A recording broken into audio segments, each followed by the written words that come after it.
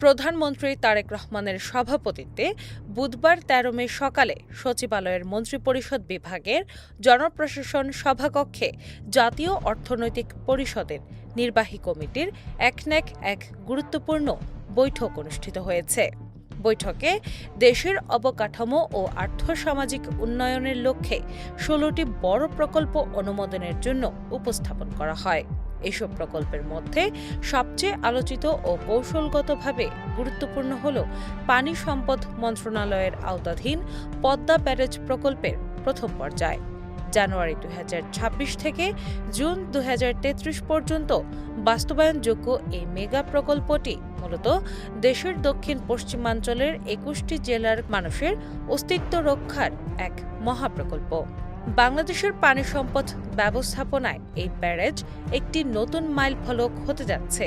এর প্রধানতম সাফল্য আসবে কৃষি ও খাদ্য নিরাপত্তা নিশ্চিতকরণে। বর্তমানে শুষ্ক মৌসুমে গঙ্গা ও পদ্মার পানির স্তর আশঙ্কাজনকভাবে নেমে যাওয়ায় গঙ্গা কপোতাক্ষ জিকে প্রকল্প সহ দক্ষিণ পশ্চিমাঞ্চলের সেচ ব্যবস্থা স্থবির হয়ে পড়ে। ব্যারেজটির নির্মাণের ফলে নদীতে বিপুল জলরাশি সংরক্ষিত হবে, যা সেচ প্রকল্পের কার্যকারিতা বাড়িয়ে কৃষি উৎপাদন বহুগুণে বৃদ্ধি করবে।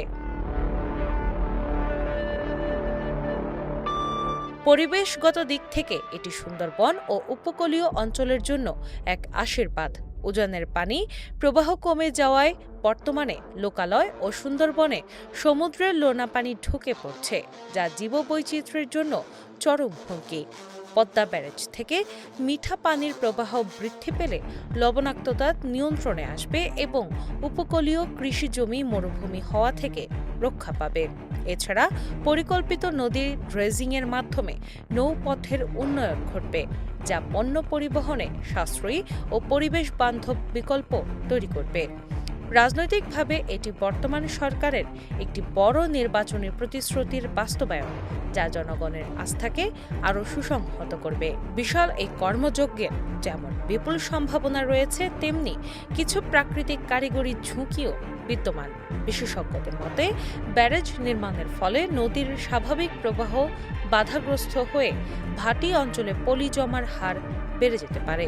সঠিক পলি ব্যবস্থাপনা না হলে নদীর তলদেশ ভরাট হয়ে ভবিষ্যতে জলাবদ্ধতার ঝুঁকি তৈরি হওয়ার সম্ভাবনা থাকে।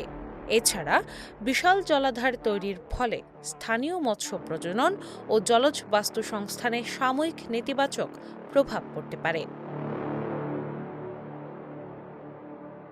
সামাজিক ও অর্থনৈতিকভাবে বড় চ্যালেঞ্জ হল ভূমি অধিগ্রহণ। বিশাল এই প্রকল্প বাস্তবায়নে প্রচুর জমির প্রয়োজন হবে, যা স্থানীয় জনগোষ্ঠীর উচ্ছেদের ঝুঁকি তৈরি করতে পারে।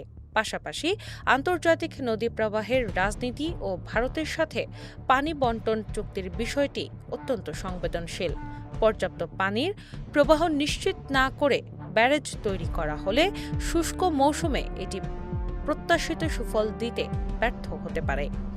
বিশাল বাজেটের এই প্রকল্পের স্বচ্ছতা বজায় রেখে ২০৩৩ সালের মধ্যে কাজ শেষ করাও সরকারের জন্য একটি বড় পরীক্ষা। পদ্মা ব্যারেজ প্রকল্পের নেপথ্যে থাকা ভূ রাজনৈতিক সমীকরণটি মূলত প্রতিবেশী দেশ ভারতের সাথে বাংলাদেশের এক দীর্ঘকালীন স্নায়ুযুদ্ধের নতুন অধ্যায় হিসেবে আবির্ভূত হতে পারে।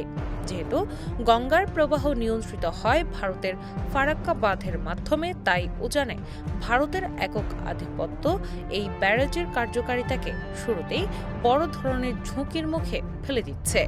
রাজনৈতিক মহলে প্রশ্ন উঠেছে, দিল্লিকে না চটিয়ে বা ভারতের সাথে বিদ্যমান পানি বণ্টন সংকটের সমাধান না করে এমন মেগা প্রকল্প কি কেবলই একটি রাজনৈতিক স্টান্ট, নাকি আত্মঘাতী কোনো সিদ্ধান্ত?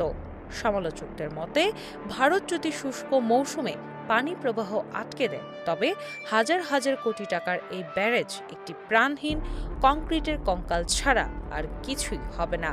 ফলে এই প্রকল্প ঘিরে যেমন দেশপ্রেমের আবেগ কাজ করছে, তেমনি দিল্লির সাথে সম্ভাব্য কূটনৈতিক সংঘাত এবং প্রকল্পের বিশাল বাজেটের অপচয় নিয়ে জনমনে তৈরি হয়েছে তীব্র বিতর্ক ও অনিশ্চয়তা।